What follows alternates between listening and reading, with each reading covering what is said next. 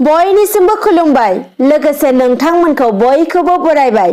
बे समाव आङो नोंथांमोननि गेजेराव मोनसे गोदान भिडिअ लानानै फैबावबाय। नोंथांमोनहा भिडिअखौ फारियै जोबजासिम नायलांदो। बैसागु बोथोरनि रंजानाय बाजानायनि समावबो चिरां जिल्ला रुनिखाता पुलिस थानानि बेन्दोंआव थानाय सिलेखागुरि ओनसोलनिफ्राय गोबां हाथियारजों लोगोसे गुबुन गुबुन मुवा बेसादफोरखौ बोखांनो हादों। बिटिएडि आइजिपिआ खौरां मेलनि गेजेरजों फोरमायनाय बायदिब्ला 7.5 किल'ग्रामसो लिरथायनि बेफ्रुग्रा गंनै हादोरारि बानायनाय राइफल, गान पाउडार 100 ग्रामसो, साइजनि आयरन आरो स्टिल बल, गंनै गोदान प्रेसार कुकार, 700 मिटार गोलाव मोब्लिब तार बोखांनो हादों। लोगोसे गुबुन मोनसे आलादा जायगायाव 12 भल्टनि गंनै बेटारि, 5 आयरन आरो स्टिल बल लोगोसे मोब्लिब तार बोखांबावनो हादों होनना फोरमायदों। मोनथिनो मोननाय बायदिब्ला बैफोर हाथियारफोरजों लोगोसे गोबां मुवा बेसादफोरखौ एम बाथा आरो NLFBनो जगायनाय जागौमोन होननानै मिथिनो मोन्दों। बैफोर हाथियार आरो मुवा बेसादफोरखौ सिलेखागुरि गामिनि थागिबि लालसिं बसुमतारी 45 बोसोर बैसोनि सासे सुबुंनियाव पुलिसआ गोख्रोङै सिग्रोमनायाव हमनो हादों होननानै खौरांनिफ्राय मिथिनो मोन्दों। लोगोसे हमनानै मोननाय लालसिं बसुमतारी मुंनि सासे सुबुंखौ पुलिसआ सोंनाय फिननायनि थाखाय गावसिनि आवथायाव लांनाय जादों होननानै मिथिनो मोन्दों। दानिया फैबावदो गुबुन खौराङाव। महाजोन दोलोनि हेफाजाब मोननाय गुबुन गुबुन दोलोनि माखासे बिजाथिफोरखौ बावैसो सान सिगां आसामनिफ्राय गुबुन रायजोआव लांनाय जादोंमोन। मोनथिनो मोनबावनाय बायदिब्ला बिटिसि बिसायख'थिनि उनाव बिपिएफ दोलोनि बिजाथिफोरा गुबुन दोलोआव हाबफैनायखौ नोजोर होनानै बे बारनि बिधानसभा बिसायख'थिनि फिथाय होनायनि सिगांनो महाजोन दोलोआ आरोबाव कंग्रेस दोलोनि गासैबो बिजाथिफोरखौ गुबुन रायजोआव दोनथ'हैनायनि थाखाय महाजोन दोलोआ थाग-थियारि खालामबावबाय होनना मिथिनो मोन्दों। मिरु कंग्रेस दोलोनि दैदेनगिरि जितेन्द्र सिंहआ फोरमायनाय बायदिब्ला बिसायख'थि आय'गनि सायाव फोथायनाय गैया महाजोन दोलोआ, लोगोसेनो खुंथायनि सायावबो फोथायनाय गैया। बे समाव हर्स ट्रेडिंनि ड्रामाखौ होबथानो थाखाय दोलोनि बिजाथिफोरखौ गुबुन जायगायाव दोनथ'हैनायनि थांखि लादों होननानै फोरमायदों। नाथाय माबे जायगायाव दोनहैनाय जागोन बेनि सायाव रोखायै फोरमायना होनाय जायाखै। कंग्रेस दोलोनि बिजाथिफोरखौ गुबुन जायगायाव दोनहैनो थाखाय गंथाम बास थियारि खालामनाय जादों होननानैबो मिथिनो मोन्दों।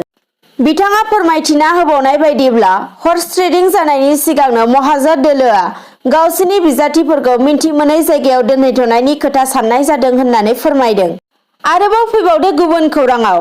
रायजो नाङैनो गोदान बोसोर बैसागुखौ बरायनायजों लोगोसे रंजालि बैसागोनि रंजाबाय थानाय समावनो गहपुर हालामाव ट्रेक्टरनि जाब्रबथायजों 3 सुबुंनि जिउ खहा जायो। मोनथिनो मोननाय बायदिब्ला गहपुर हालामनि बिश्वनाथ आरो लखिमपुर जिल्लानि सिमा सेराव थानाय सेसा दैमानि दालांआव बेलासिनि 5 रिंगासो समाव हरखाब गंसे ट्रेक्टरा बेलथायो। गहपुर हालामनि 2 नं बिक्रमपुर गामिनि मोसाग्रा हानजाया ट्रेक्टरजों लखिमपुराव मोसानो थांनानै फैफिननाय समावनो जाब्रबथाय जादों होननानै मिथिनो मोन्दों। ट्रेक्टरा बेलथायनायनि जाहोनाव बैसागो मोसाग्रा हानजानि 2 सुबुङा जायगायावनो जिउ खोमायो आरो सासेया देहा फाहामसालिसिम लांबाय थानाय समावनो जोबथा हां बोयो होनना मिथिनो मोन्दों। लोगोसे 7 सुबुङा गोब्राबै जोखोम जादों होननानै खौरां मोननाय जादों।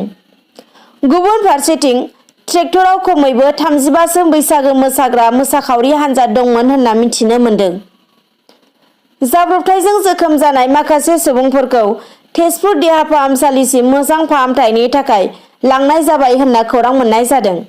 आरोबाव फैबावदो हादराव नैथि खोलोबनि फिन कर'ना बेराम गोसारनायखौ लानानै मिरु सोरखारजों लोगोसे गुबुन गुबुन रायजोफोराबो माखासे नेमखान्थि फोसावनानै होदों। बेखौ नोजोर होनानै भारतारि रेल बिफानाबो कर'ना बेराम साग्लोबनायनिफ्राय रैखाथि मोननो आरो सांग्रां खालामनो थाखाय माखासे बिथांखि लादों। बे समाव साफ्रोमबो रेलगारिजों दावबायग्रा सुबुंफोरा मास्कखौ गानथारनो नांगोन होनना फोरमायदों आरो जायफोरा बे खान्थिखौ नेवसिगारगोन एबा सिफायगोन बिथांमोना 500 रां जुरिमाना होनांगोन होननानैबो फोरमायथिदों।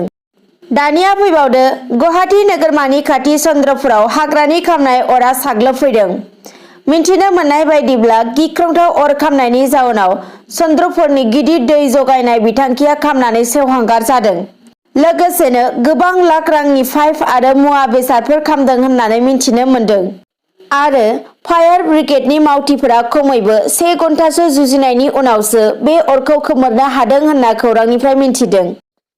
दानिया फैबावदो चापागुरि जिल्लानि सिङाव थानाय चापागुरि कक्लाबारि दख'रा दुलाराय बर' फरायसा आफादनि बानजायनायाव चापागुरि ओनसोलनि सुबुंफोरा गामि गामि हाबनानै बैसागु रंजादों।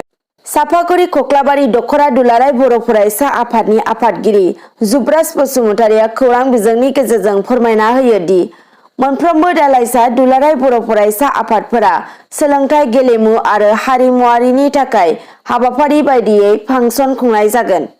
बेवहाय गासैबो फरायसा फरायसुलिफोरा बाहागो लानो हागोन होननानै फोरमायो। हारिमुजों लोगोसे सोलोंथाइ आरो गेलेमु आयदाखौबो समानै आवगाय होफानांगौ होननानै बिथाङा बुंथियो। गुबुन फारसेथिं क'क्राझार जिल्लानि सिङाव थानाय सरलपारायावबो देग्लाय रंजालि बैसागुखौ गाजा गोमजायै फालिदों। बे हाबाफारिखौ बानजायदों दुलाराय बर' फरायसा आफादनि बारग' बोसोनगिरि मनेस्वर दैमारि बिथाङा। आरोबाव फैबावदो गुबुन खौराङाव आसामाव बिधानसभा बिसायख'थिनि फिथाइखौ फोसावनो गेजेराव 14 सानसोल'सै।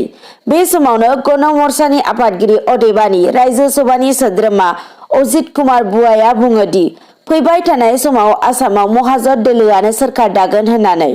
थांनाय 16 एप्रिल शुक्रबार खालि मोनसे खौरां बिजोंनि गेजेरजों बिथाङा फोरमायना होयो दि बिजेपि दोलोआ गोबां बेले-बेजे आरो सोलो बाहायनायनिफ्राय मोनदांनानै मोननाय बायदियै बिजेपि दोलोआ जेननाया रोखा होननानै बिथाङा बुंथियो।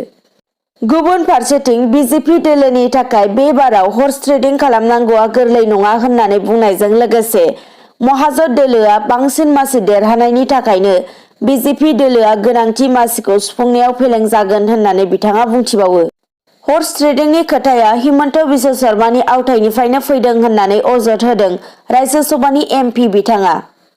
गुबुन फारसेथिं महाजोत दोलोनि हेफाजाब मोननाय कंग्रेस एआईइउडिएफ दोलोनि बिजाथिफोरा राजस्थाननि जयपुराव बेरायनो थांदों होननानैबो बिथाङा बुंथियो। दानिया फैबावदो दारखुसि दख'रा दुलाराय बर' फरायसा आफादनि बानजायनायाव दारखुसि दख'रा मावखुलिनि फोथारावनो बाक्सा जिल्ला दुलाराय बर' फरायसा आफाद आरो दारखुसि दुलाराय बर' फरायसा आफादनि खुंगा 14थि बोसोरसालिया रंजालि बैसागु फोरबो फालिथायखौ सानसेनि हाबाफारि लानानै गाजा गोमजायै खुंफुंलाङो। बे हाबाफारिजोंनो लोब्बा लाखिनानै दारखुसि दख'रा दुलाराय बर' फरायसा आफादा आंगो मुंनि बिसम्बिखौ बेखेवना होयो। मख'नो गोनांदि बे आंगो बिसम्बि आरो रेबगननि सिमां खन्थाइ बिजाब बेखेवनाय हाबाफारियाव गोबां ओनसोलनि मेलेमजिबि आरो थुनलाइगिरि बिथांमोना बाहागो लादोंमोन। बेखेवगिरि बिथां कनक चन्द्र बर' आरो लिरगिरि आरो सुजुगिरि बिथांमोना बयबो थुनलाइ सिबियारि रायजो राजाफोरखौ बिजाबखौ फरायनो थाखाय बयखौबो खावलायो। दिनैनि भिडिअ'आ बेखिनियानोसै। गोजोन्थों।